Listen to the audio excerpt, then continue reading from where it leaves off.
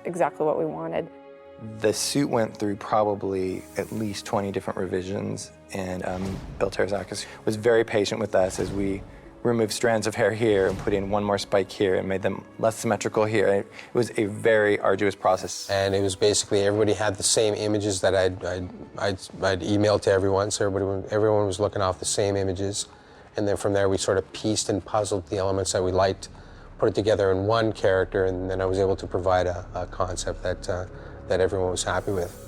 Literally every possible detail was discussed, and the photos we got came in fingernails, hands, arms, like it came in piece by piece by piece until we finally got the final rendering. When we looked at the images, the other very defining image of Doomsday is that he has bony protrusions that come across his eyes. And the eyes had these cages of bone over top of it, so my concern with that was that if we were to cover the actor's eye with a bone prosthetic, then we wouldn't have access to his contact lenses.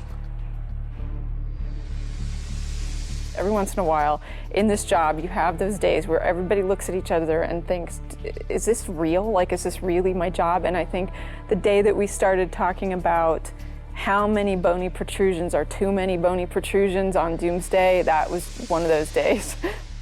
The bone on his chest was a huge discussion of how much it looked like an insignia, how much we should make it look natural, how much it should look like it just came out of him.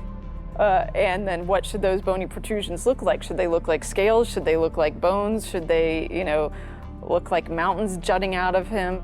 The hair was a huge conversation because Doomsday has a tuft of white hair. And every time we did it, it looked like he aged 60 years. So there were a lot of conversations, but then it looked like they might look like plugs because you're not gonna have a full head of hair. We did a big tuft, and then we did a few little strands, and then we got rid of it altogether. The whole process of creating a character such as Doomsday involves, of course, first getting the cast that's going to portray the character. Once cast is chosen, then I put together Photoshop designs of what the character might potentially look like. Once the Photoshop and the concepts have been accepted, then the actor comes to my studio for, in this case, full body castings. And then we produce a copy of the actor's head, whether it's in stone or plastic. We produce copies of their head, their hands, their torso, and then from there we start the process of sculpturing. And once the sculptures have been approved, then at that point we create molds for them. And in this case there was multiple molds. I lost track of the amount of molds that we had, whether they were permanent molds for creating the skins or throwaway molds. There was a huge amount of molding that was involved.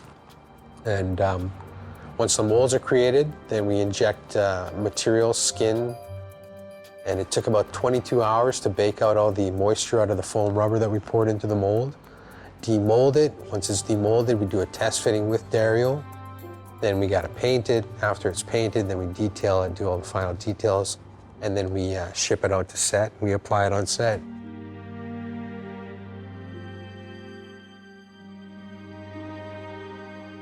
We made a conscious choice to build a suit, which takes only a couple hours to apply, versus 6 hours of individual prosthetic bone spurs and all the makeup it would take to apply each of those things individually. So that was a choice we made to actually build the suit. The process is quite long, quite detailed, and there's quite a few things that are working against us. But this is a full-blown bodysuit with prosthetic everything, eyes, hands, the whole deal. And to pull that off on the budgets that you work in television are very hard. Yeah. Very hard to do. But that was probably one of the reasons we took the approach on Bride, to have the videographer shoot a lot of footage that would be interspersed throughout the episode.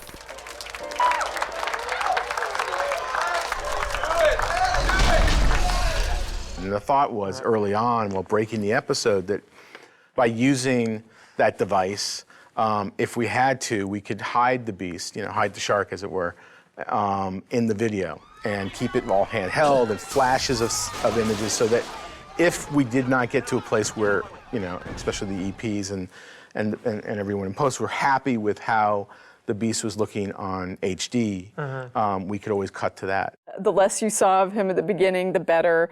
the more people's imaginations would jump to much more terrifying conclusions. But I think actually Terzakis did a great job, and when you actually see him, he's just as terrifying as anything you could have ever imagined.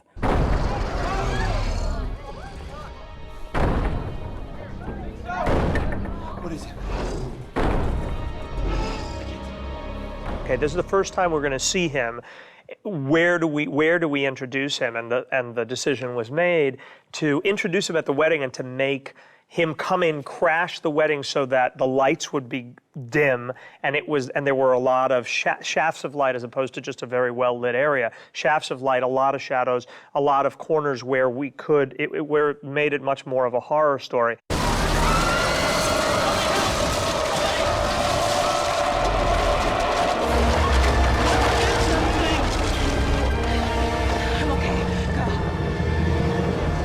That allowed us, again, to hide the monster if it didn't work out. It turned out that it helped the mood of the whole piece. It's great to have it that way, but Bill Terzakis did such an amazing job that we were able to get, I mean, there are shots that are this close, it's this close to the camera, and the makeup looks phenomenal. I don't think we've ever had so many eyes from the network and the studio and every level on a character or a piece of film as we did that first day of dailies on Doomsday. To see them stay true to it as best it could I think they did a great job is pretty awesome. And again, Barry did such an amazing job with the lighting. I really love what he did. When we saw the footage come back, it was like, wow. The footage that really rocked my world was when, at the very end of Bride, where Chloe's being brought in Doomsday's arms, and you have the snow and the fortress. When I saw that, I just like, this is like, an $80 million feature. I mean, this is really amazing stuff. It doesn't get better than that. We were very stoked. It's one of our proudest moments probably on Smallville scene. I think we found a nice balance between an actual living version of the character and then what also was depicted in the comic books.